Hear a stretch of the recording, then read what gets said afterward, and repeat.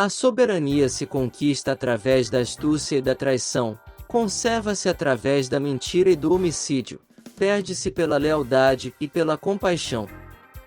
Neste resumo de O Príncipe de Maquiavel, antigas estratégias serão vistas como muito atuais. Este é um clássico que merece ser revisitado e estudado constantemente. Quem foi Maquiavel? Nicolau Maquiavel nasceu em 1469, na cidade de Florença. Foi secretário político no regime republicano depois que os Médicis perderam o poder. Nos tribunais, ele conheceu grandes líderes de seu tempo, servindo como diplomata e orientando os governantes florentinos na criação de um exército para proteger a República. Quando os Médicis voltaram ao poder em 1513, após derrubarem a República, Maquiavel foi exilado. Como nunca mais recuperou o favor dos Médicis, morreu sem nenhum tostão em 21 de junho de 1527. Em que contexto Maquiavel escreveu O Príncipe? Em 1500, Florença era considerada uma cidade livre por ser uma república e não uma monarquia. Entretanto, a família Médici não tinha representação republicana e queria concentrar o poder em si mesma. Em 1512, a cidade foi invadida, quando houve até mesmo derramamento de sangue, e Maquiavel foi preso e exilado por ser um oficial republicano. Ele escreveu O Príncipe em 1513, durante seu exílio, mas sua obra não foi publicada até 1532, 5 anos após sua morte. Em 1513, conformou-se com o fato de que Florença seria governada por um príncipe, e assim começou a buscar um meio de se aliar ao novo governante para conseguir uma boa posição e liberdade política. Maquiavel não se tornou um conselheiro, mas deixou seu legado. Este resumo de O Príncipe condensa suas principais ideias. Ele mudou a forma de ver a política, tratando-a como uma estratégia para a manutenção do poder. Para entender melhor não apenas o resumo, mas a obra em si, alguns conceitos-chave precisam ser esclarecidos primeiro. Quem é o príncipe? Quando Maquiavel se refere aos príncipes e os aconselha, está se referindo aos monarcas, governantes, inclusive reis. São todos os que faziam parte de um governo hereditário concentrando o poder em si mesmos. Seu livro foi escrito com a pretensão de se tornar um manual para um governo eficiente e duradouro. Será que o fim justifica os meios?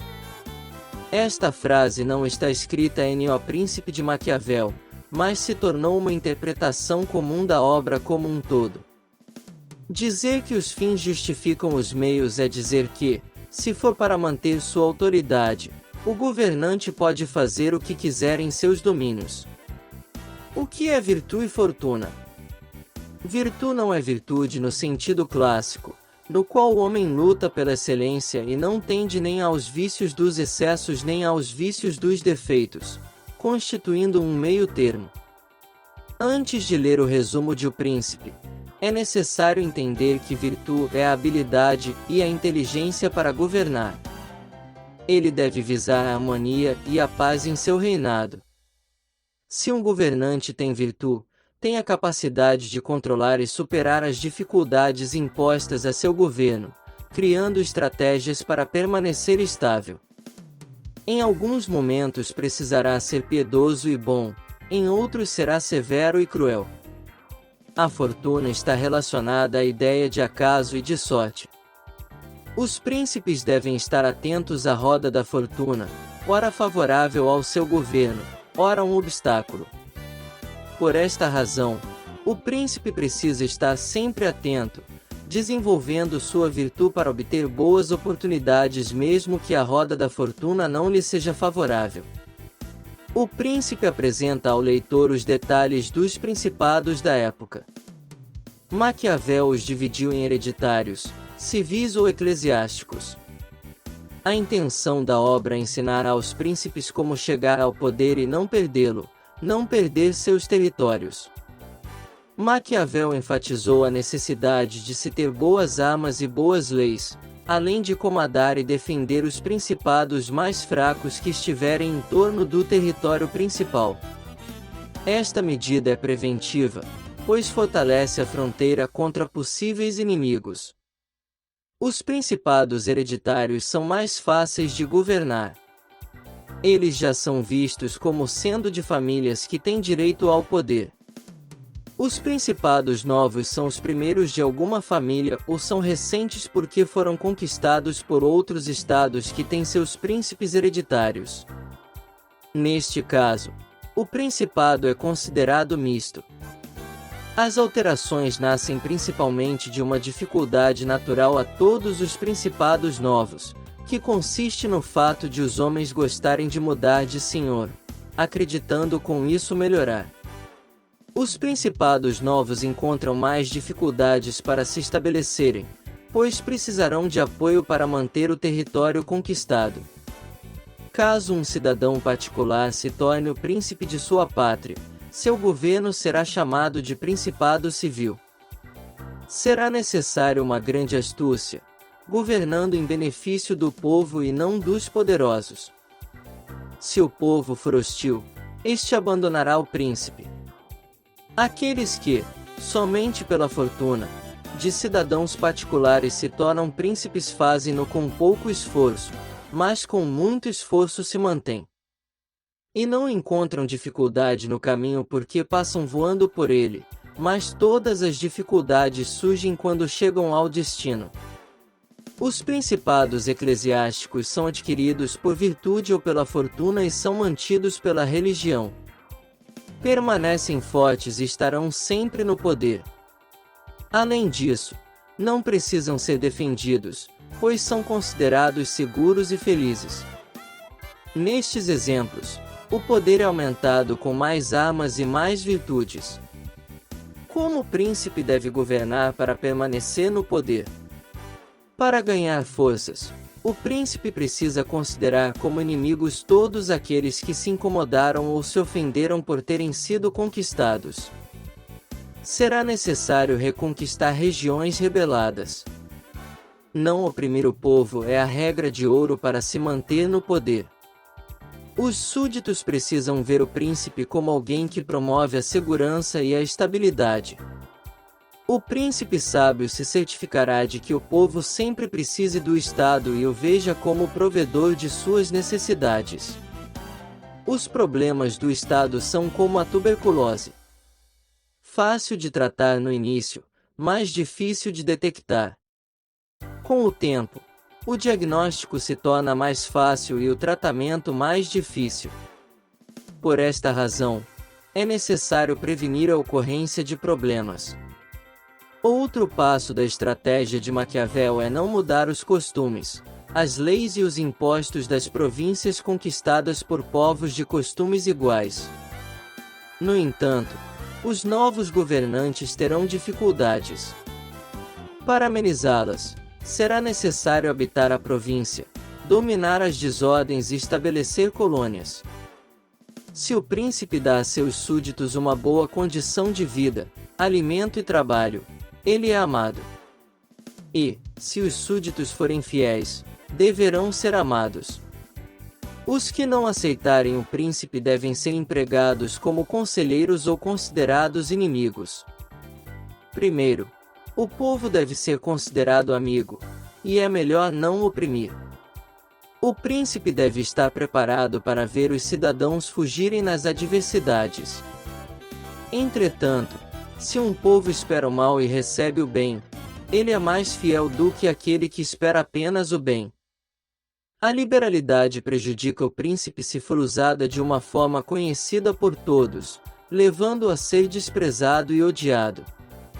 O que usa seu exército para saquear fortunas alheias é benquisto pelo povo.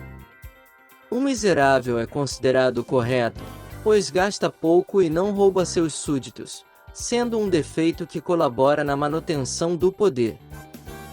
O príncipe deve manter sua palavra.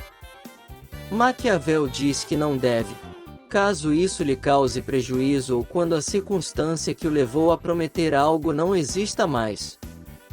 Para amenizar a palavra quebrada, será necessário desenvolver a habilidade de transformar o intelecto das pessoas e dissuadi-las de promessas outrora feitas.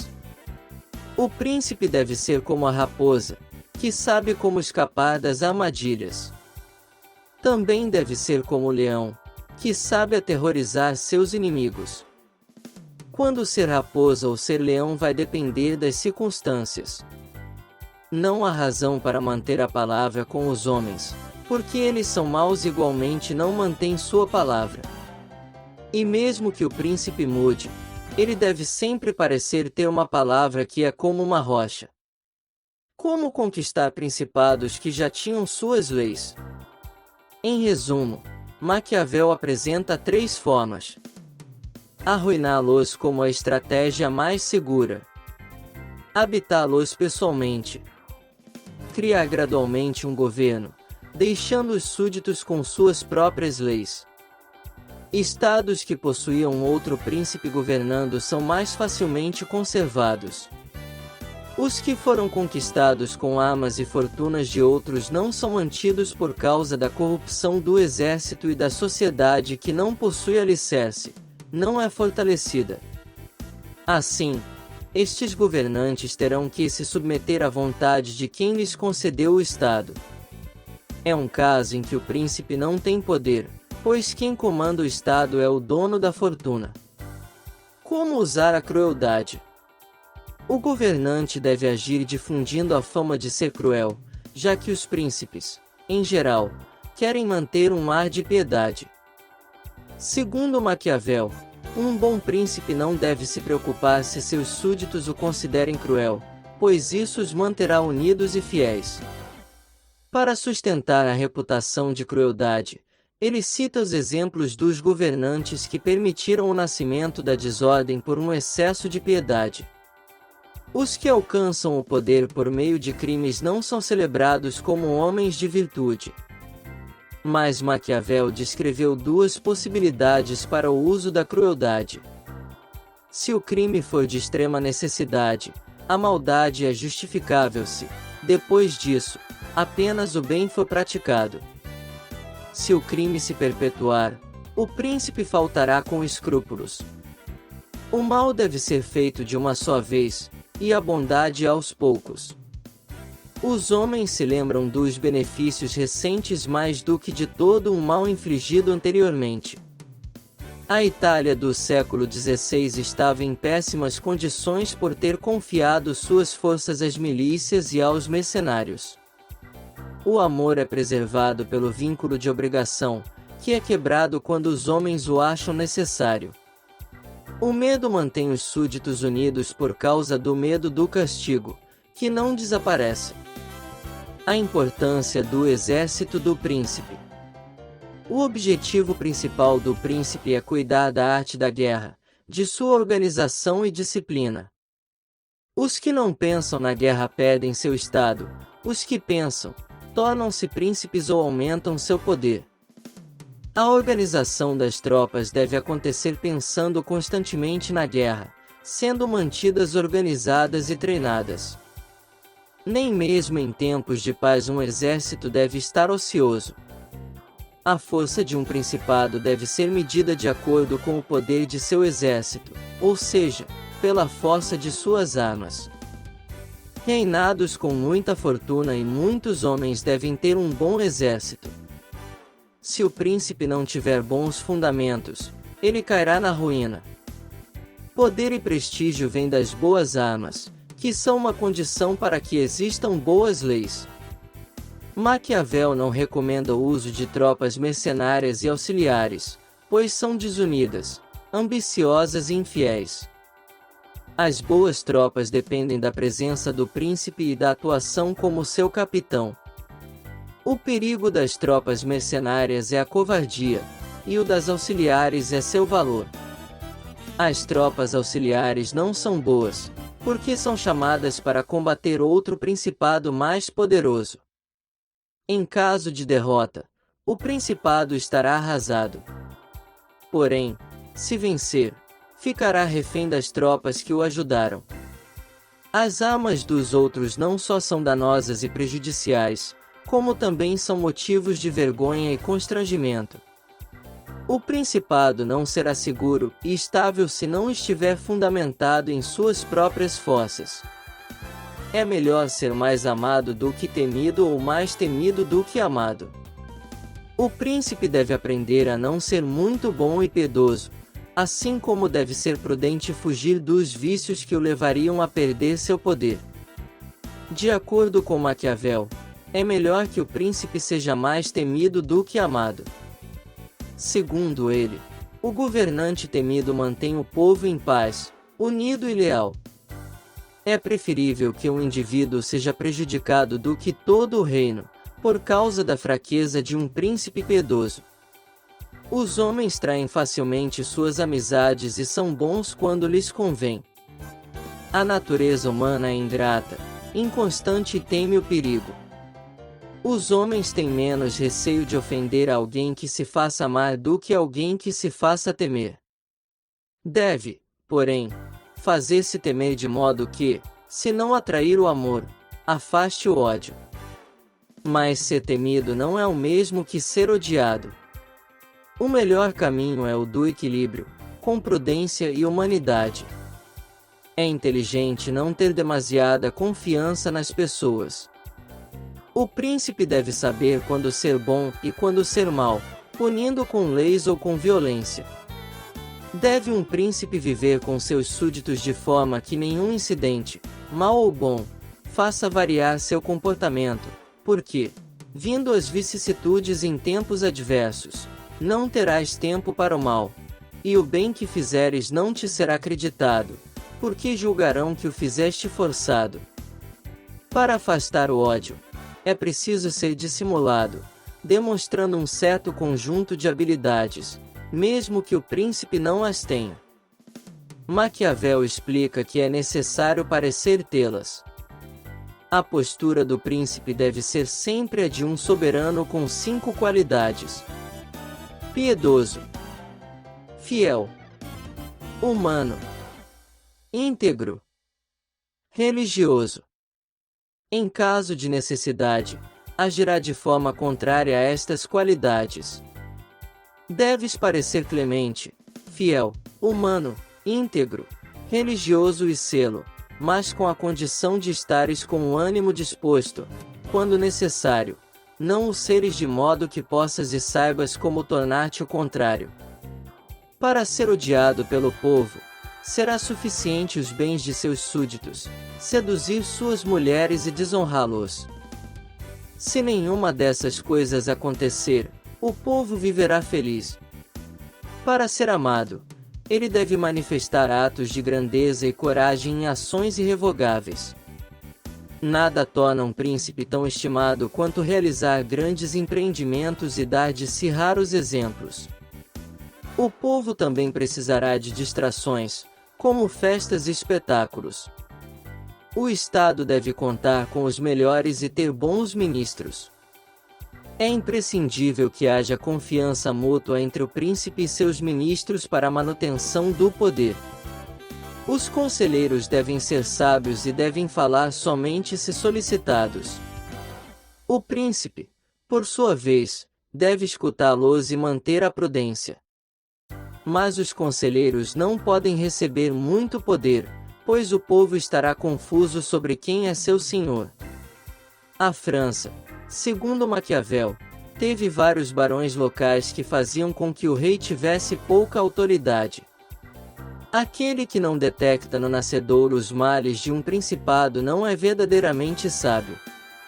Em suma, o príncipe deve estar constantemente atento quanto às armas, evitar a inimizade do povo e saber se defender dos grandes. Ao seguir estas instruções, seu principado não será perdido.